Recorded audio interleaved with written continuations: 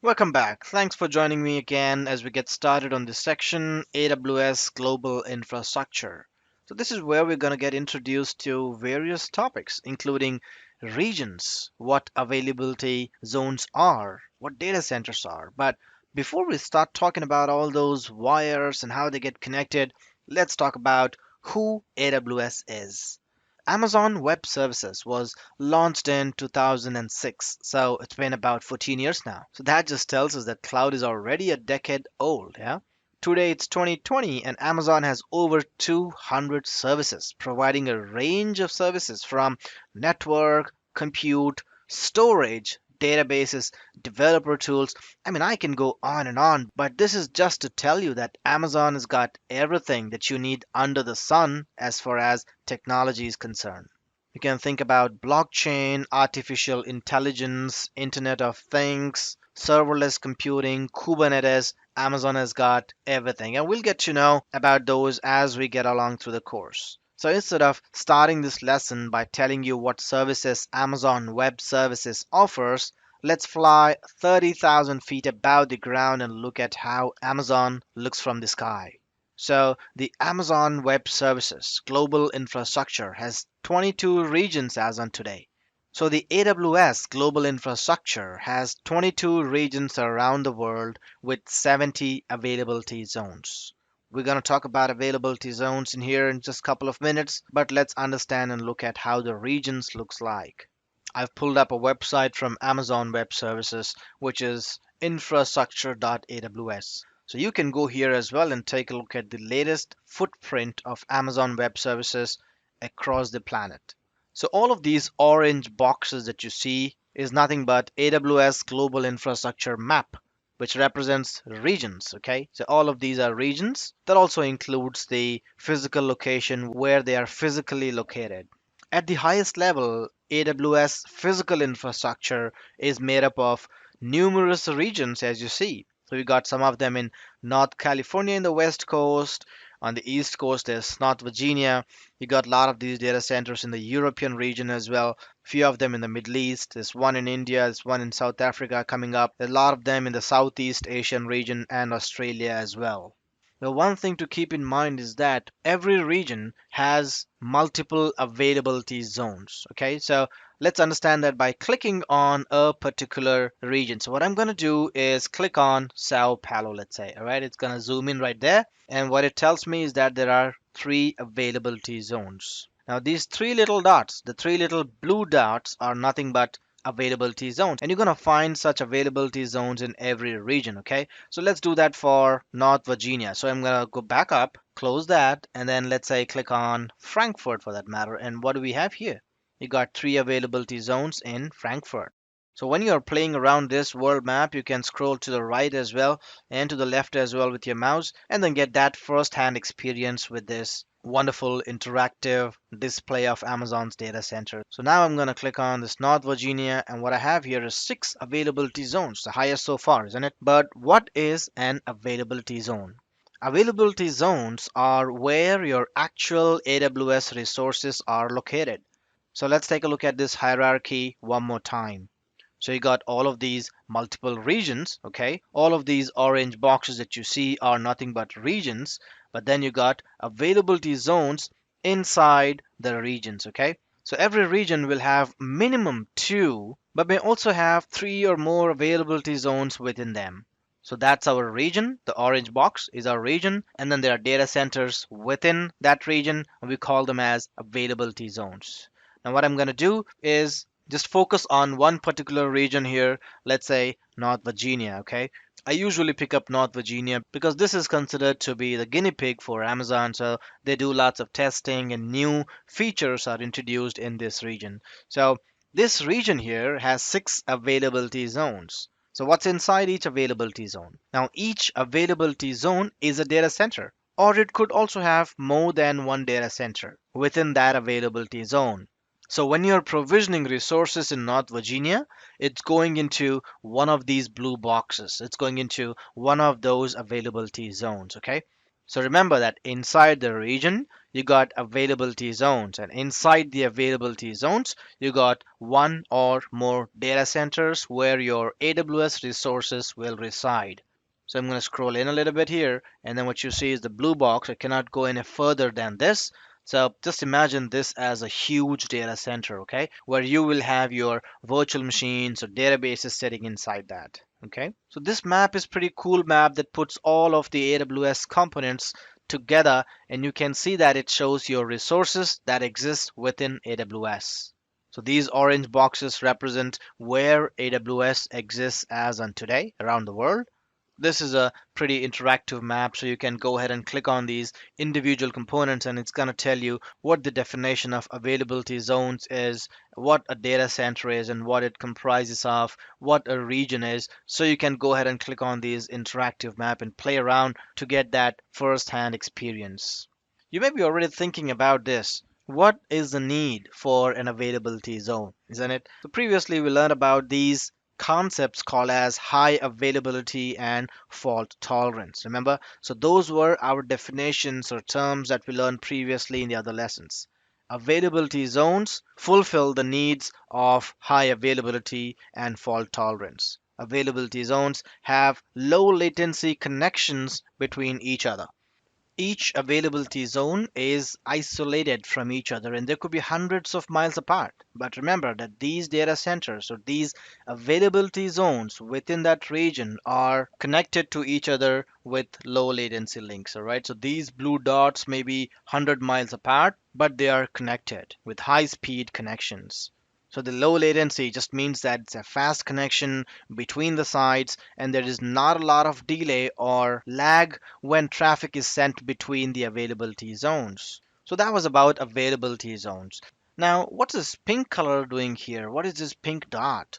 Now, these pink circles represent points of presence. Points of presence are also called as edge locations, and these are geographically located all around the world. Now, I'll just close this pop-up and let you see the world map where all these pink dots are located. Now you'll see that there are more pink dots or more point of presence locations than regions or availability zones. Now, these POPs or points of presence are essentially what we call as edge locations, where AWS uses these locations to replicate certain data and certain services. So, think about an application that is doing the content delivery networks for your CDN. So, in AWS, we call it as CloudFront. We'll talk about CloudFront much later in the course, but think about how you're going to access a web page. No matter where you are in the world, you want that web page to load up quickly. So these point of presence or the edge locations will be responsible to cache that web page in the location that is nearest to you, so that those images pop up fast on your desktop and all the desktops of all the users accessing that web application. So AWS uses their global network and these points of presence to replicate that data in those applications all around the world. And then that ways, everybody is able to get access to the data quickly. And again, that's an oversimplification of what CloudFront can do, but that is just to give you an idea of what CloudFront is, what CDN is, and how these points of presence are utilized. I'm going to move on to the next point now, which is networks. So all of these white lines that you see connecting between the regions are the networks, right? So these are dotted lines that represent the AWS networks. So these networks connect the regions and they also connect the availability zones together. They are fast networks and they are also running through the oceans that run across the ground under the ocean to link the regions that are located in different parts of the world. Think about the fact that somebody went underwater for you and laid cable so that the networks could communicate with each other at various places around the world. We're not going to cover how they laid the cables underwater and how things are getting connected with this data center, but these facts are just good to know.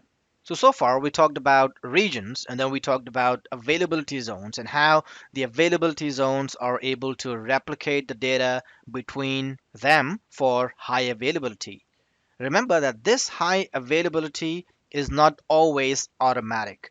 There are certain services that do replicate data between different availability zones automatically, but there are others where you are responsible because you provision them. You are the architect and you design the environment correctly to create that high availability across availability zones and across regions.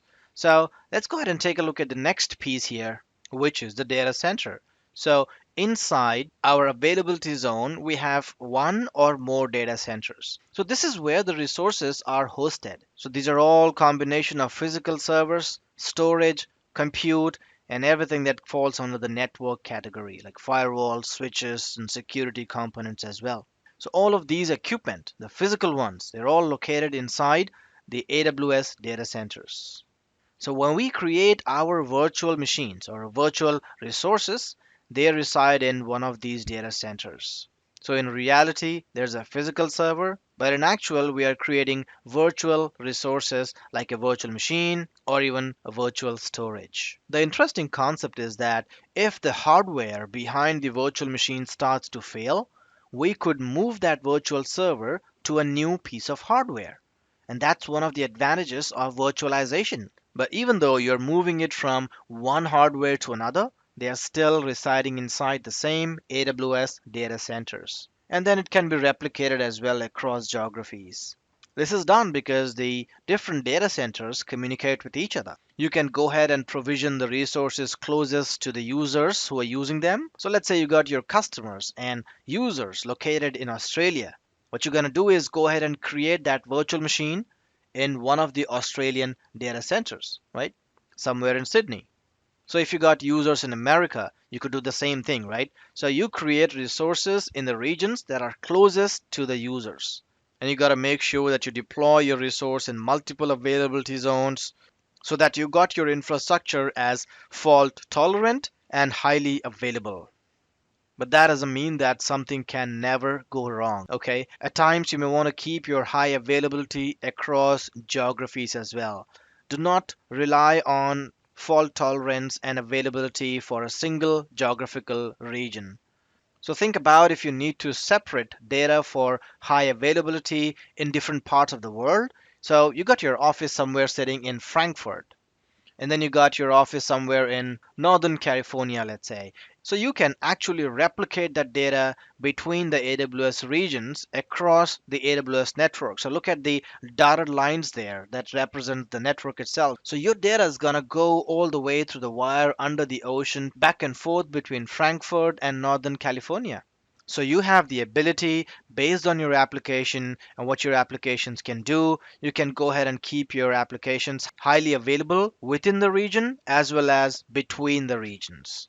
So as you see, Amazon has got lots of benefits to offer. So what I'm going to give you is a small homework here. Go ahead and navigate to this website, infrastructure.aws. And before you start running the next lesson in this course, go ahead and play around these buttons, read a little bit, understand how AWS infrastructure is nicely spread out across the geographies and what these individual points have to say. There is no point in me reading these little paragraphs and little dots here because you can go ahead and read this yourself and you may find some interesting points here. So that's all for now, folks. In this lesson, we learned about how Amazon Web Services data centers are spread across geographies, how Amazon is ensuring high availability and fault tolerance with the help of availability zones, caching the data in the point of presence, and how quickly they can transmit the data back and forth between the availability zones and between the regions with the help of super fast networks that they have laid down for us. Thanks for watching, and I'll see you in the next lesson.